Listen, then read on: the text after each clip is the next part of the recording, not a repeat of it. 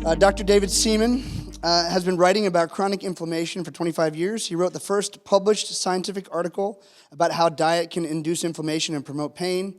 In 2016, Dr. Seaman wrote a book for the general public entitled The Deflame Diet. The focus of this book is how to measure and reduce chronic inflammation through dietary means. If you're living inflamed, you can't live right, you can't enjoy life. So please welcome Dr. David Seaman. Thank you, Nick. Hi, everybody. So I just flew in from Las Vegas. I was at a dental medical conference, and the theme of the conference was basically how to reduce inflammation. Now, when you go through, say, biology or in physiology when you're undergrad, even in med school, chiropractic college, physical therapy school, they don't really talk about chronic inflammation. And the reason why that's a problem is because pretty much every disease that we suffer from is based in chronic inflammation. So if you have chronic pain, you're chronically inflamed. If you're depressed, you're chronically inflamed. And then so from the time you're like 30 to 50 while you're in pain and depressed, then you get a worse disease potentially called Alzheimer's, cancer, or heart disease, and many other neurological conditions, which are all chronic inflammation conditions. Now, the issue when you're young, and even when you get older, is that no one likes to hear about the misery that can come their way. It's too damn depressing. So our schools don't prep us for pain and suffering, and our parents don't prep us for pain and suffering, because who wants to look at a 10-year-old kid and say, get ready for the pain and suffering? No parents want to do that, because, well, you're sitting there like, no one wants to hear this, right? You're nodding your head, it's awful. So my brother, here's a book that I just published recently. This book is entitled Weight Loss Secrets You Need to Know. And on the cover is my brother. Now, he was 30 years of age when he was stricken with a chronic neurological disorder called cervical dystonia. So in the span of a month, he went from working on his master's degree to laying in his living room and kitchen floor writhing in chronic pain. He couldn't drive. He had to get picked up by my parents, and basically he's been disabled ever since. Now, within 5 years of the chronic pain setting in, he went from weighing 190 to 340. This is an athlete who could hit home runs and golf balls 300 yards. I mean, the guy was an amazing athlete. Now he can hardly sit or stand. So when you are suffering, what do you typically do? When you're in class or in a business situation, you're stressing, what do most people tend to do? They eat. And they don't go for salads, do they? When you're studying at night, you don't go, this really sucks. What should I do? I know, let's go get a kale salad.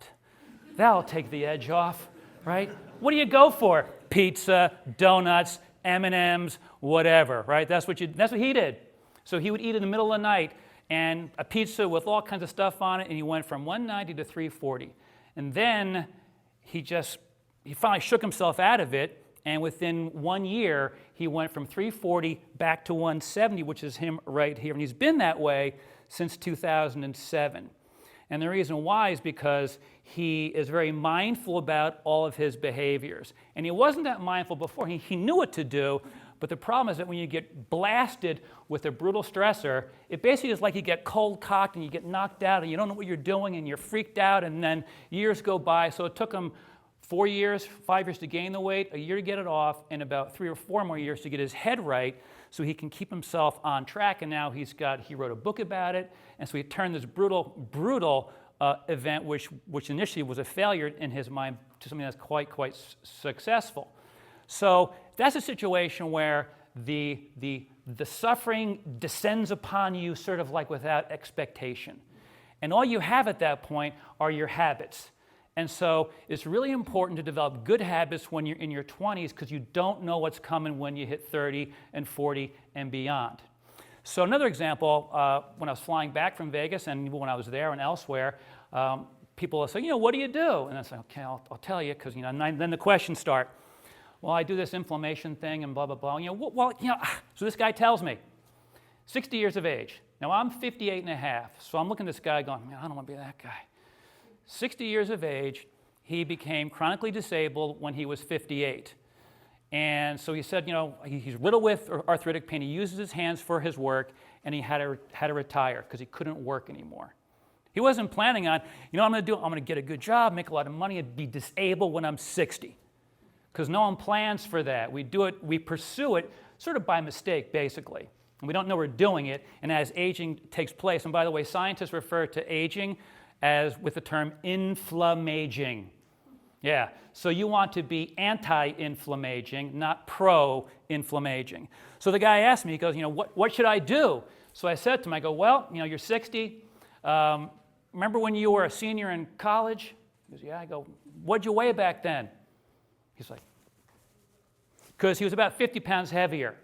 So when I was a senior in college, I weighed 170, and I weigh 170 now, and that should be your goal. And the reason why is because as you accumulate body fat mass, that body fat mass actually starts to pump out chronic inflammatory chemistry. So the last thing that we need to do is go through our lives pursuing chronic inflammation. So I'm going to give you 6 ways that you can, people like numbers. Give me the 6-point plan. Give me the 10-point plan. What's the plan? So there are 6 things, and they're just all S's. So here they are. Ready? S1. S1 is smoking.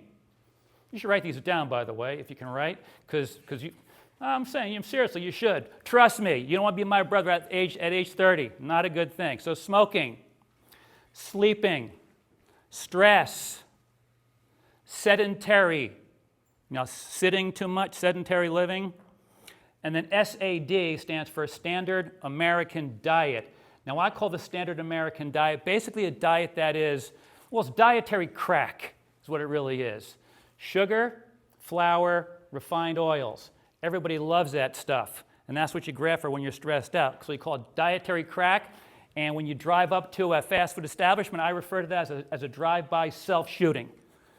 Yeah, because you're just taking it out on yourself without even knowing that you're doing it. It tastes good when you're young, but when you're older, the misery kicks in, unfortunately. So smoking, sleeping, stress, sedentary living, the standard American pro-inflammatory diet. And the last one is selection. So you got to select the right partner for life, spouse, significant other. You want to select the right business partners. You want to select the right employees, because if you choose poorly, guess what happens to you? You stop sleeping, you start stressing, you stay seated a lot more, and then you don't grab chicken Caesar salads. You start grabbing for donuts, ding-dongs, ho-hos, yo-yos, pizza, M&Ms, whatever. You're at the Starbucks, you're stressing out, you go for a cake pop. Anyone do that before? Sitting there, go for a cake pop? Last thing you want to get into is the cake pop habit, because 30 years down the road, you will transform your body into a brutal chronic inflammatory state. So what happens when let's just say you have a couple, because when you buy a cake pop, they give you a deal, right? I mean, one's like $3, but you can get 2 for $4. So why not spend the extra $1, right? So that's like 500 calories. And if you get one of those blah, blah, blah, extra vanilla, macchiato, latte, caramel, everything else, that's about 1,000 calories. And that 1,000 calories is pure sugar calories. And when you ingest pure sugar calories, any cell in your body, this is brain cell, pancreas cell, muscle cells, immune cells, it makes no difference. Any cell exposed to that tsunami of sugar and flour calories pumps out inflammatory mediators in that moment. You actually get an acute postprandial dietary inflammatory event that just tastes good when you're 20. But by the time you're 30, you might be feeling it a little bit. By the time you're 40, you may end up being depressed. So the last thing that you want to be when you're 40 years of age is suffering with chronic pain and depression. It is an absolutely miserable, miserable thing to do. So you should remember those 6 S's, right? You want to avoid smoking. Now, sleeping is problematic because the average person needs about 6 to 9 hours of sleep. If you get less hours than 6, the average person needs at least 6 hours. You go less than 6 hours, it's like eating a couple of cake pops. Your body responds to a lack of sleep the same way it responds to a blast of sugar calories. Complete nightmare. Stress does the exact same thing as stress. Makes you want to eat sugar, flour, calories. A complete nightmare. And then when you're sitting, same thing. So really problematic. So I would suggest that you remember those 6 S's. And if you like this, because I'm into inflammation, I like the opposite of inflame, which is deflame. And so that's why I call it deflame.com. So if you go there, you can read a little bit more, you can check out the books, and you can zip right to the YouTube channel to get more of this if you like this. And with that, thanks for your attention.